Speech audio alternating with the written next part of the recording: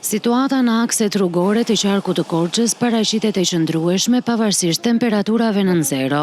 Prefektura e qarkut Korçë bën me dje se sipas të dhënave të ARSH, Drejtoria e Qendërlindje nuk janë regjistruar rreshje dhe në zonat problematike është ndërhyrë me kriposje për të garantuar sigurinë e qarkullimit. Qarkullimi në akset rrugore të qarkut paraqitet normal, megjithëse në disa segmente mbetet problematike prania e aluvioneve që vijnë nga Skarpatat. Në zonat problematike është ndërhyrë me kriposje sipas nevojës për shkak të temperaturave nën zero. Drejtuesve të mjeteve u rekomandohet të përdorin goma dimërore për të garantuar sigurinë në lëvizje.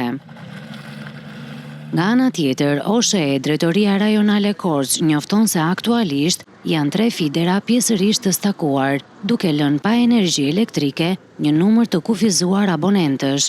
Ekipet e OSHE-s ndodhen në teren për riparimin e defekteve. Ndërkohë vijon puna për mbylljen e çarjes së argjinaturës së lumit Devoll me angazhimin e mjeteve të Ministrisë së Mbrojtjes në bashkëpunim me Bashkinë Maliq dhe Drejtorinë e Ujitjes dhe Kullimit. Nga bashkitë e qarkut nuk raportohen problematika të reja, ndërsa strukturat përgjegjëse mbeten në gatishmëri për normalizimin e plotë të situatës dhe sistemimin e dëmeve të mbetura.